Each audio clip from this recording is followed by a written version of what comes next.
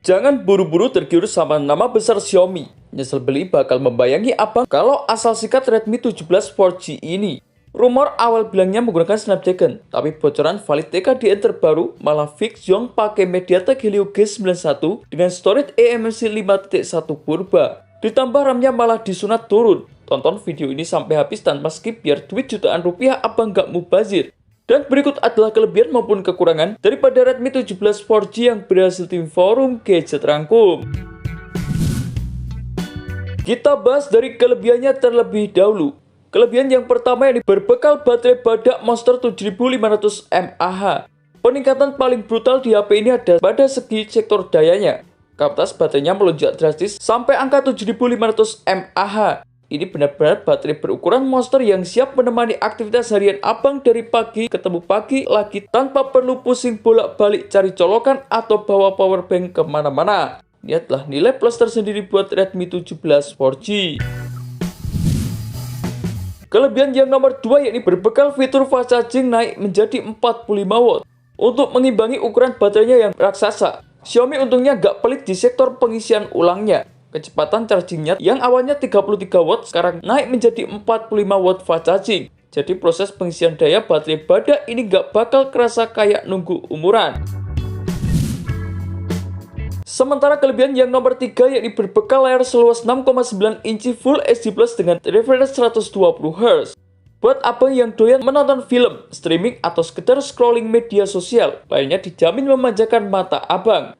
Ukuran layarnya melebar drastis jadi 6,9 inci menggunakan panel IPS LCD dengan resolusi tajam Full HD+.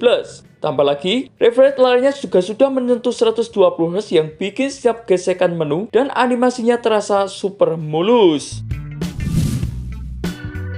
Beralih ke kelebihan yang nomor 4 yakni legalitas aman sudah terdaftar resmi ke pasar TKDN. Abang nggak perlu khawatir HP ini bakal diblokir email atau statusnya jadi barang goib. Nomor model tersebut terpantau sudah resmi terdaftar di database TKDN dan juga Postal Indonesia. Artinya HP ini memang sudah siap sedia untuk dirilis secara resmi di pasar tanah air dalam waktu dekat ini. Dan untuk kelebihan yang nomor 5 yakni berbekal fitur konektivitas lengkap dan juga adanya fitur NFC dan juga slot microSD sampai dengan 2TB. Di kelas harga entry level, fitur pelengkap di HP ini tergolong masih sangat aman dan juga fungsional. Xiaomi tetap menyatakan dukungan fitur NFC abang yang sering cek atau top up saldo e-money. Selain itu, slot media penyimpanannya bertipe dual SIM hybrid yang sanggup menampung memori tambahan hingga 2TB menggunakan slot kartu microSD. Sementara untuk kelebihan yang terakhir yakni mendapatkan jaminan pembaruan software sepanjang berbasis HyperOS 3 terbaru. Sektor softwarenya tergolong segar karena langsung berjalan di sistem operasi OS Android 16 dengan tampilan basis HyperOS 3 terbaru. Kelebihan lainnya, Xiaomi memberikan komitmen pembaruan yang cukup panjang, yakni 2 tahun pembaruan OS serta 4 tahun pembaruan keamanan. Ini bikin HP ini punya masa pakai software yang cukup awet. Sekarang mari kita buka-bukaan tanpa tedeng aling-aling soal 3 kekurangan fatal yang wajib abang perhatikan. Kekurangan yang pertama yakni performa chipsetnya malah downgrade parah. Ini dia yang terbesar yang bikin geleng-geleng kepala. Bukannya naik kelas menggunakan chipset Snapdragon 6S 4G Gen 1 seperti rumor awal, Redmi 17 4G malah mentok menggunakan MediaTek Helio G91 dengan fabrikasi 12 nanometer berkecepatan 2.0 GHz. Yang bikin makin nyesek, VRAM 8GB yang ada di generasi sebelumnya justru dipangkas total. Abang hanya dikasih pilihan 4 atau 6GB LPDDR4X saja. Jelas ini adalah kemunduran performa yang sangat nyata. Kekurangan yang nomor 2 yakni masih menggunakan teknologi storage eMMC 5.1 yang cukup jadul.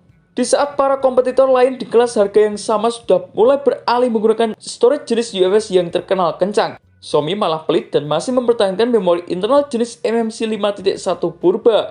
Kombinasi maut antara chipset Helio G91 dengan kapasitas RAM yang disunat turun plus storage-nya eMMC 5.1 bakal bikin proses loading aplikasi terasa berat dan berpotensi memicu masalah jangka panjang saat memori yang digunakannya mulai penuh.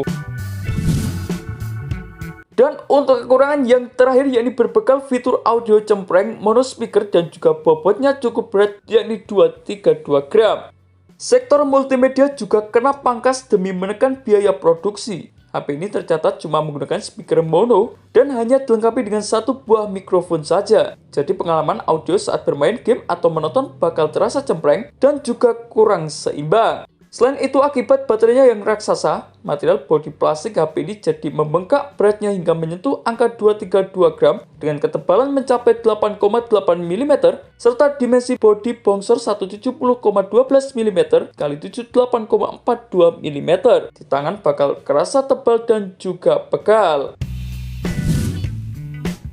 Kesimpulannya, sebagai gambaran perbandingan, Redmi 15 4G sebelumnya di bulan Juli tahun 2026 ini dijual dengan harga 2,69 jutaan untuk varian RAM 8GB dengan media penyimpanan internal 128GB dan 2,89 juta rupiah untuk varian RAM tertingginya ini RAM 8GB dengan media penyimpanan internal 256GB. Nah, dengan adanya peningkatan kapasitas baterai dan juga layarnya yang luas, tapi malah terjadi penurunan drastis di sektor performa chipset, jenis storage dan juga kapasitas RAM yang dibawanya.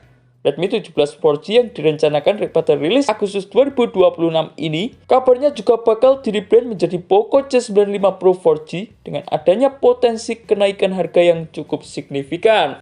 Dan itulah beberapa informasi mengenai kelebihan maupun kekurangan daripada Redmi 17 4G yang berhasil tim forum gadget rangkum. Terima kasih telah menonton video ini. Jangan lupa like, komen, dan share agar channel ini bisa terus berkembang.